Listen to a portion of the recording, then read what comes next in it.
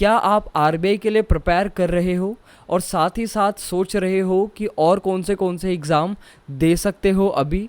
तो मैं इस पर्टिकुलर वीडियो में आपसे बात करने वाला हूँ NABARD grade A and grade B की जो नोटिफिकेशन रिलीज़ हुई है उसके बारे में, कि अगर आप आरबीआई के लिए प्रिपेयर कर रहे हो तो साथ में आपको नबार्ड के लिए ज़रूर प्रिपेयर करना चाहिए अगर आप एलिजिबल हो तो।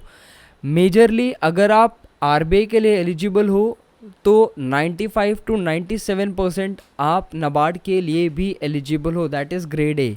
ग्रेड बी में एक्सपीरियंस मांगा है। I will specifically talk about NABARD grade A, कि आप अगर आरबीआई के लिए प्रिपेयर कर रहे हो तो आपको नबार्ड के लिए भी ज़रूर प्रिपेयर करना चाहिए। तो चलिए शुरू करते हैं। सबसे पहले बात करते हैं नबार्ड की लेटेस्ट नोटिफिकेशन के बारे में। तो रिसेंटली नबार्ड ने अपनी नोटिफिकेशन रिलीज़ करी है।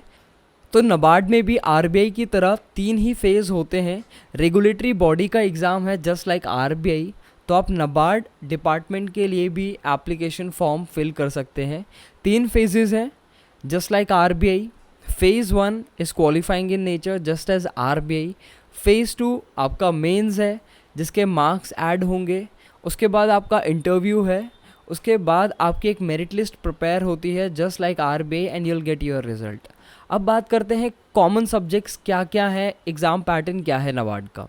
अगर नबार्ड की मैं बात करूँ, नबार्ड ग्रेड ए की स्पेसिफिकली, तो फेज़ 1 में आपसे पूछे जाते हैं quantitative aptitude, reasoning, English, then we have your GA, ARD, ESI and decision making, finally computer awareness as well. तो पहले 7 सब्जेक्ट्स आते थे, अब उन्होंने एक डिसीजन जो मेकिंग है वो वाला सब्जेक्ट जो है वो ऐड कर दिया है।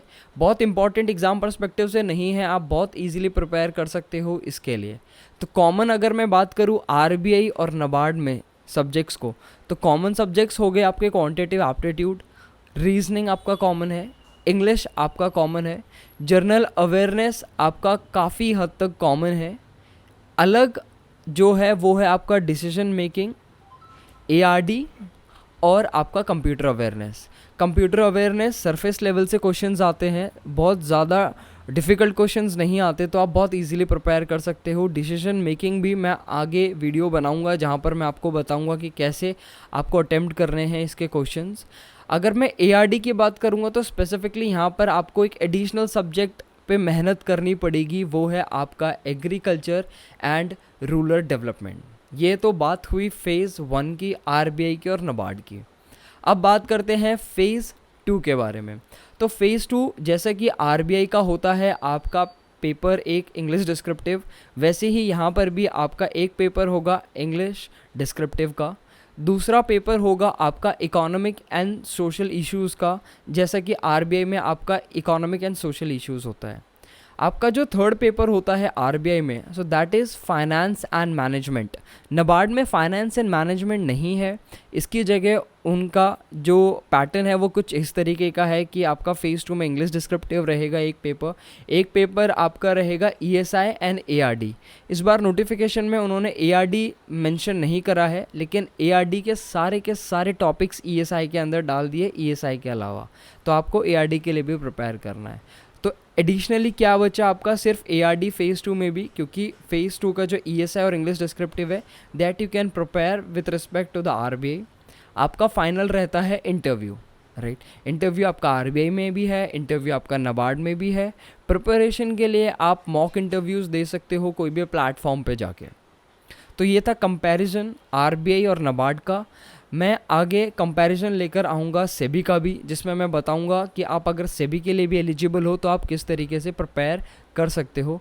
एलिजिबिलिटी क्राइटेरिया जानने के लिए आप मेरी नेक्स्ट वीडियो देख सकते हो, जिसमें मैं आपसे डिस्कस करूँगा कि नबार्ड की एलिजिबिलिटी क्राइटेरिया क्या है guys. Thank you so much. अगर आपको ऐसी ही इन्फॉर्मेटिव वीडियोस चाहिए, अगर आप चाहते हो कि मैं ऐसी ही वीडियोस आपको अपडेट करते रहूँ यूट्यूब पे डालकर, तो आप मुझे टेलीग्राम पे अपनी कोई भी क्वेरी होती है वो डाल सकते हो, नीचे कमेंट सेक्शन पे अपनी क्वेरी डाल सकते हो। इस वीडियो को लाइक ज़रूर करना ताकि मैं ऐसी ही वीडियो डालता रहूँ आप लोगों के लिए गाइस। Thank you.